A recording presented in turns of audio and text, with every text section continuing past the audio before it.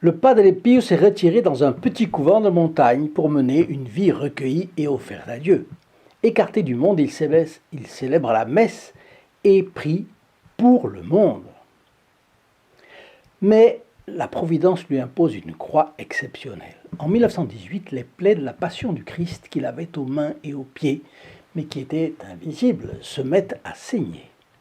Comme il confesse et dirige des filles spirituelles, elles s'en rendent compte, cela s'ébruite à San Giovanni Rotondo, les pèlerins se multiplient et de proche en proche accourent au couvent, de toute l'Italie, puis de l'étranger et même des États-Unis.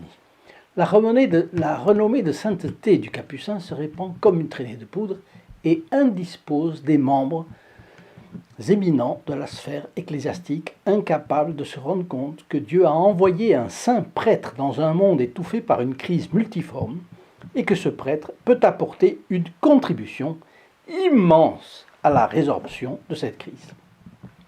Jetons un regard sur l'ouragan qui s'abat pendant 40 ans sur le Padre Pio, avec quelques intermèdes de rémission, il faut le dire.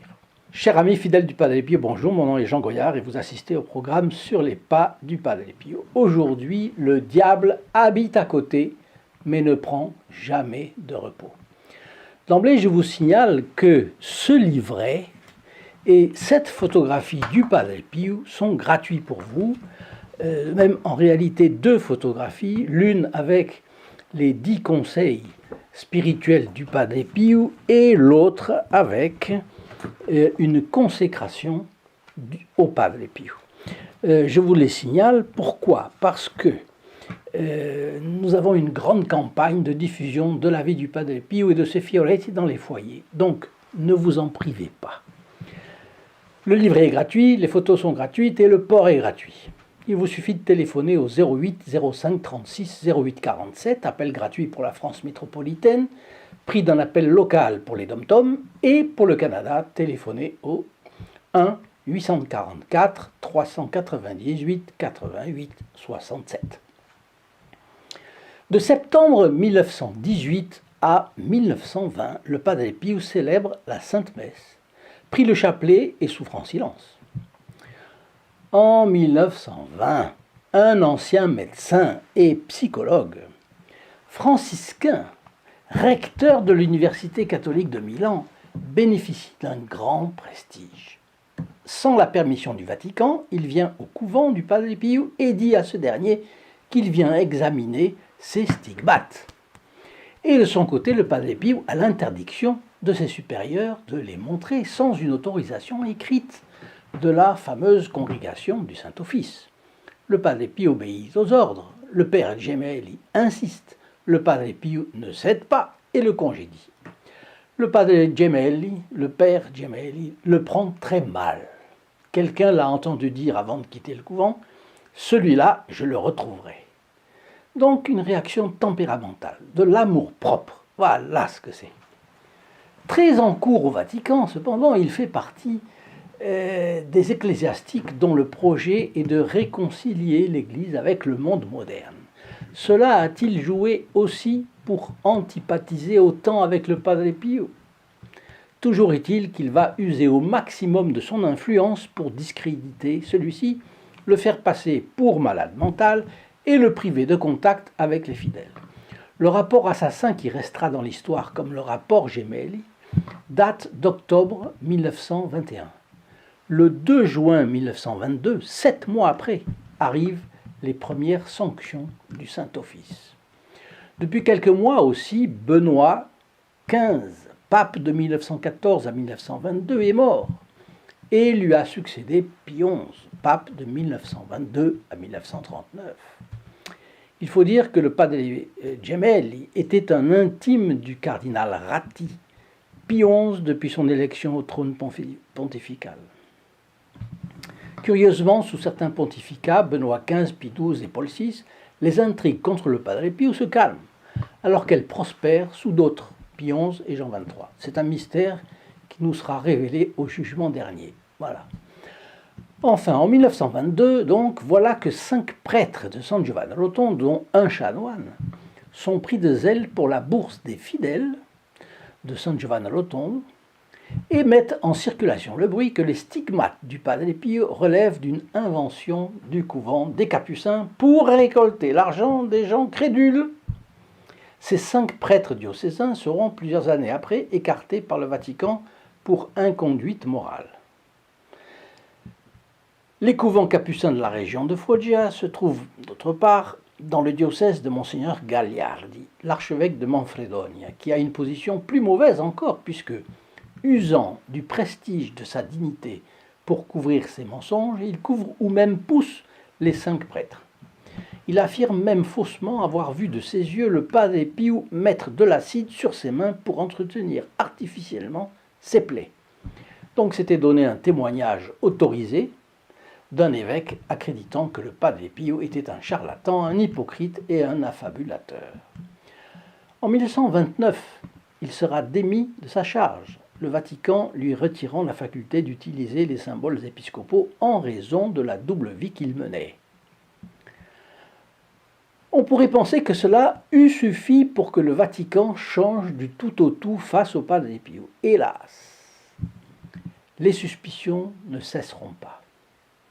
La sacrée congrégation du Saint-Office, appelée en temps normal à juger les questions d'hérésie et de schisme, et à mettre à l'index des livres inacceptables sur le plan de la doctrine ou des mœurs, avait comme but de protéger les fidèles dans le monde des erreurs. On a vu comment, mal informés, mal influencés, peut-être instrumentalisés même par quelques mauvais personnages, la congrégation du Saint-Office a lancé l'opprobre sur le Padre Pio entre 1922 et 1930. Nous entrons maintenant dans une nouvelle phase de persécution contre le Padre Pio. N'oubliez pas de partager ces vidéos, c'est la manière de faire l'apostolat de la vie et des fioretti du Padre Pio avec ceux qui ne les connaissent pas encore ou pas assez. Donc, reprenons. Alors, un scandale financier secoue le monde catholique d'après-guerre en Italie. La faillite du banquier Giuffre. Entre 1945 et 1958, de nombreux ecclésiastiques ont confié des sommes importantes à ce dernier. Et puis, il y a eu des détournements de fonds à des fins, hélas, personnelles. La banque fait faillite et entraîne dans son krach 25 000 victimes, dont la direction de l'ordre capucin. L'affaire Padre Pio semblait définitivement calmée, mais tout le monde savait que notre bon capucin recevait des dons du monde entier, et vous avez déjà tout compris. On veut que le Padre Pio renfloue les caisses de l'ordre capucin en faillite à cause du krach Giuffre. Mais les donateurs ont fait des dons pour l'hôpital et pas pour combler un vide dans la caisse de l'ordre. On ne peut absolument pas attribuer des sommes à un objet pour lequel ils n'ont pas été versés. Devant le refus du Padre Pio, on veut le faire céder. Et comme il ne cède pas, les dirigeants de l'ordre capucin vont reprendre les vieilles lunes contre lui. Précisons que le Padre est propriétaire de son hôpital et des dons reçus pour celui-ci. Pour un moine, c'est évidemment exceptionnel. Pie XII a voulu qu'il en soit ainsi. Et il l'a relevé de son vœu de pauvreté en 1957. Et cela pourquoi ? Pour éviter que justement des indélicats ne mettent la main sur l'argent de son œuvre. C'est normal. À cause des sommes énormes que le padre reçoit, un journal publie que le padre est le moine le plus riche du monde. Et ses ennemis en font des gorges chaudes, bien sûr. On ne dit pas qu'il viole la règle, puisqu'il y a eu l'autorisation de Pie XII, et que si son hôpital est riche, lui, il vit comme toujours très pauvrement. Mais quand la calomnie n'a pas moyen de dire quelque chose, elle l'insinue. C'est son travail subreptice qui sous-entend. Et vous imaginez comme il était difficile pour les fidèles du Padre Pio de réfuter des insinuations. Bon.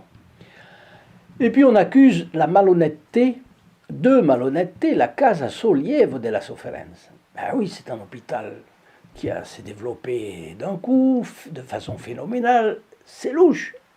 La réussite, c'est louche.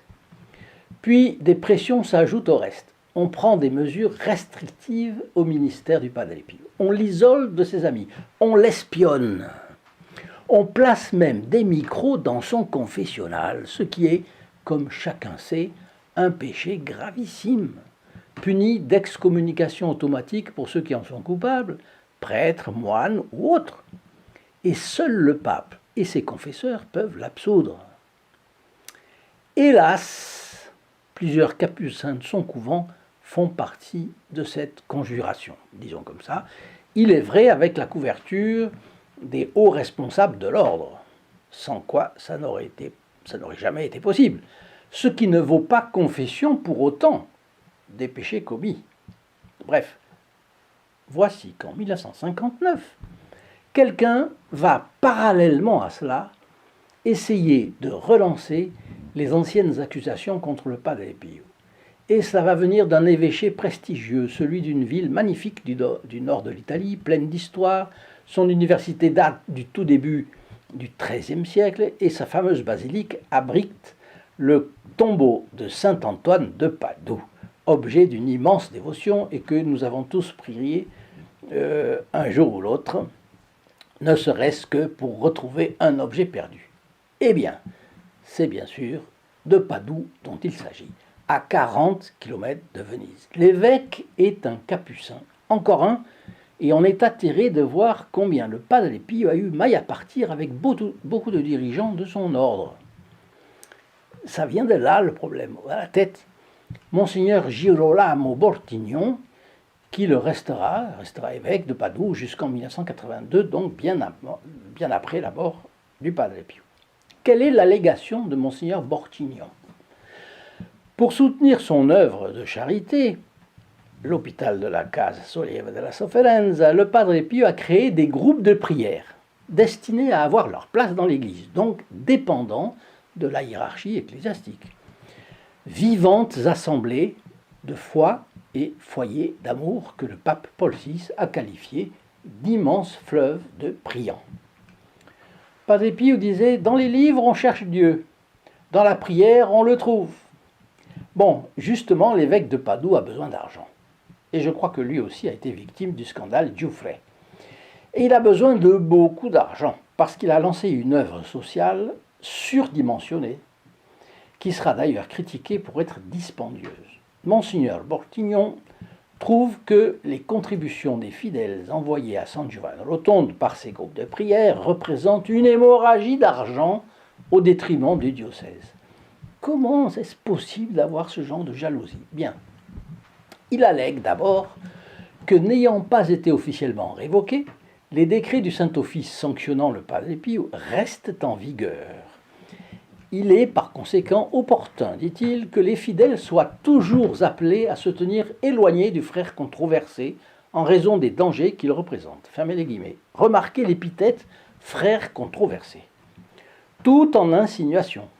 Là aussi, comme si le fait que les opinions soient partagées à son sujet était le signe de sa perversité. Un saint fait-il l'unanimité? La pensée unique doit-elle diriger la religion? Évidemment pas, ce serait la porte ouverte à tous les abus possibles sur la conscience d'autrui, la plus terrible des dictatures. L'évêque ce jour-là avait oublié l'évangile selon saint Jean, chapitre 15, verset 19. « Si vous étiez du monde, le monde vous aimerait. Le monde aimerait ce qui lui appartiendrait. Mais parce que vous n'êtes pas du monde, le monde vous hait. » L'évêque dit aussi que le Padre Pio représente des dangers sans en dire plus, ce qui laisse entendre les pires accusations. Il écrit aussi dans son bulletin diocésain qu'en plus, il y a d'autres indications du Saint-Siège dans les mêmes termes. Simple affirmation sans preuve, à quelque chose que le lecteur ne peut connaître, mais qui le laisse inquiet, au moins peut le laisser inquiet. L'évêque se garde bien de dire que ces décrets défavorables au Padre Pio datent du pontificat de Pie XI, et qu'ensuite le pape Pie XII, par ses paroles et par ses actes, a éteint toute interdiction, et que depuis, le Padre Pio est devenu le confesseur de nombreux cardinaux, évêques, prélats et religieux du monde entier, et plus particulièrement à Rome. Mais Monseigneur Bortignon va jusqu'à interdire la célébration de toute messe ou prière de quelque prêtre que ce soit ayant un lien avec le Padre Pio. C'est absolument ahurissant. La cible principale de sa lutte va désormais être les groupes de prière du Padre Pio, qui s'étaient formés dans le diocèse de Padoue avant que lui, évêque, n'y arrive. Voyant que les membres de ces groupes, contrairement à ses indications, continuent à envoyer leurs modestes contributions régulières, et mensuelles même, à San Giovanni Rotondo, il déclenche une véritable guerre contre eux. Alors là, je fais une parenthèse, parce que c'était vraiment la bonne solution qu'avait trouvée le Padre Pio, c'était sa sagesse. Son hôpital, comme toute œuvre soucieuse d'un avenir long, a un besoin impératif de stabilité financière. C'est ce qui permet de tabler sur du solide, du sérieux. Si quelques donateurs ont de graves problèmes et ne peuvent pas continuer, il y a les autres qui ont la notion du sacrifice et qui ont décidé de le faire et qui continuent, qui font leurs efforts. Et la stabilité de l'œuvre n'est pas compromise. L'hôpital ne pouvait pas se permettre de risquer un arrêt de ses ressources. Au fond, avez-vous remarqué que la chaîne sur les pas du Padre Pio a choisi la même voie? Vous le verrez ci-dessous dans la description en vous rendant sur le lien st-padre-pio.fr et vous y verrez deux choses. D'un côté, tous les bénéfices que vous pouvez en tirer et d'un autre côté, tout ce qu'il est possible de faire au service du Padre Pio à condition d'être groupé et de tirer tous dans le même sens, avec persévérance. Je dis persévérance parce que les efforts qui portent du fruit sont les efforts dans la continuité. C'est comme la fidélité au commandement de Dieu. Pratiquer un commandement un jour ou deux ou 6 mois, c'est une chose, mais c'est tous les jours que nous devons pratiquer les 10 commandements. C'est notre meilleure préparation à la persévérance finale, jusqu'au jour où nous pourrons dire, comme saint Paul, « J'ai combattu le bon combat, j'ai achevé ma course, j'ai gardé la foi, il ne me reste plus qu'à recevoir la couronne de justice que me donnera en ce jour-là le Seigneur, le juste juge, et non seulement à moi, mais à tous ceux qui auront aimé son avènement. » C'est la seconde épître à Timothée, évidemment, au chapitre 4.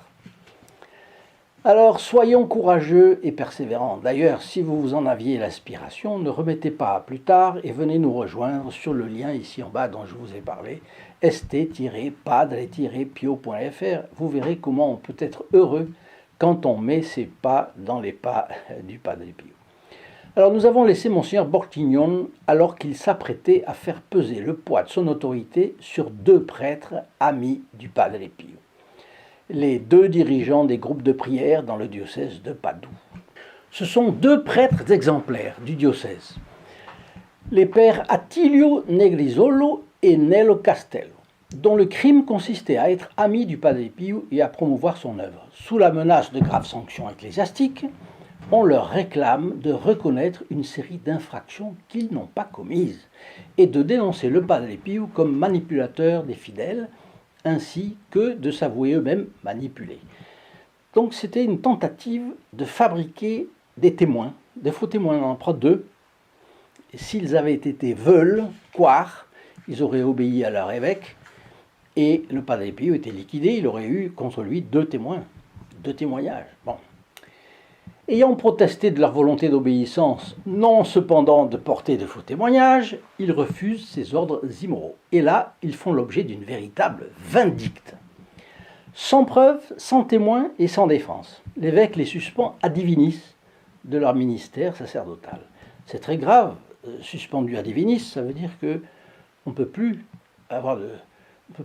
faire sa mission de prêtre. C'est fini.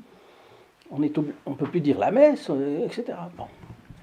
Dans son livre blanc, Emanuele Brunato, un ami et fils spirituel du Padre Pio, nous donne un résumé des infractions dont Monseigneur Bortignon voulait arracher les aveux aux 2 prêtres. Vous allez voir. Rien que cette liste parle d'elle-même. Conspiration contre l'autorité du souverain pontife et de la hiérarchie ecclésiastique. Pour Monseigneur Bortignon, le Padre Pio organisait rien de moins qu'un coup d'État pour renverser le pape. Voyez, c'est n'importe quoi, mais c'est n'importe quoi. Plus c'est gros, plus ça passe. Bon. De instigation d'une rébellion contre l'évêque, puisque le Padre Pio essayait de soulever les fidèles contre l'autorité ecclésiastique établie et de les inciter contre elle. 3. Schisme et hérésie, puisqu'une secte se forme autour de lui qui rejette la constitution hiérarchique de l'Église, plaçant le Padre Pio au-dessus du pape comme véritable chef de son Église, qui est une espèce d'église charismatique, dit-il. 4. Superstition et idolâtrie, car il s'est érigé en nouveau sauveur, le Padre Pio. Les fidèles l'ont adoré, vous imaginez, le considérant comme Dieu et ont organisé une église différente, une nouvelle religion, un culte idolâtre. 5. Formation d'une sorte de société secrète dans le style de la franc-maçonnerie. 6. Faux mysticisme, car les fidèles du Padre Pio, faisant fi de l'autorité légitime et de sa loi, se livraient à toutes sortes d'immoralités. Si c'était aujourd'hui Monseigneur Bortignon qui avait accusé le Padre Pio, eh bien, il aurait dit que le Padre Pio était gourou d'une secte. Donc, dans son agitation passionnée, il va jusqu'à affirmer que le Padre Pio nie le Christ et sa rédemption pour s'ériger en nouveau médiateur et rédempteur. Il exige à la fin que les fidèles rompent définitivement avec les groupes de prière du Padre Pio, appliquant la peine d'excommunication à ceux qui ne s'engageront pas par écrit à les quitter. Pendant ce temps, on exhortait le peuple à ne pas donner l'hospitalité aux deux prêtres, ni même de la nourriture. Il semblait que le temps prédit par le Christ était arrivé. L'heure vient où quiconque vous fera mourir croira faire à Dieu un sacrifice agréable. Vous vous en rappelez, c'est l'évangile de Saint Jean au chapitre 16. Et donc aujourd'hui, ça continue, ça existe. Alors, dans la deuxième partie de cette vidéo, nous verrons comment les deux prêtres diocésains, persécutés par leur évêque, Monseigneur Bortignon, ont tout fait pour être réhabilités, sans résultat, jusqu'à la mort du Padre Pio. Ils en ont appelé à l'évêque, au Vatican, toujours rien, toujours rien, toujours rien. La contrepartie, ils ont vécu ici-bas en union avec le Padre Pio, et ils ont souffert pour le bon Dieu. Mais leur consolation, immensément grande, et vous savez laquelle, c'est dans le ciel, la béatitude éternelle. Ils voient Dieu aujourd'hui face à face. Et ils partagent la compagnie sublime de la Sainte Vierge Marie. Le pape Pie XII va mourir en début octobre 1958. Jean XXIII est élu à la fin du mois, 58. Celui-ci, bien que sympathisant du Padre Pio au début, a commencé à être influencé par la suite par un ancien secrétaire de Monseigneur Bortignon. Et là, on peut comprendre le reste. Mais Paul VI succède à Jean XXIII le 3 juin 1963, et 7 mois après, le 30 janvier 1964, Paul VI demande que le Padre Pio puisse exercer son ministère en toute liberté. Ce sera 4 ans avant la mort du Padre, c'est vrai. Mais de son côté, Monseigneur Bortignon quitte sa charge en janvier 82, et en novembre de la même année, Jean-Paul II introduit le procès en béatification du Padre Pio. Si la vidéo vous a plu, ajoutez votre like. Si vous n'êtes pas abonné, abonnez-vous en cliquant sur le bouton approprié puis en actionnant la clochette avec son option toutes. Et puis vous ne perdrez plus aucun fiolet du Padre Pio. Donc je vous donne rendez-vous pour une autre fois pour la deuxième partie de cette vidéo. Chers amis fidèles du Padre Pio, à bientôt. Au revoir. In nome del Padre, del Figliolo e dello Spirito Santo, e così sia. Sia lodato Gesù e Maria, e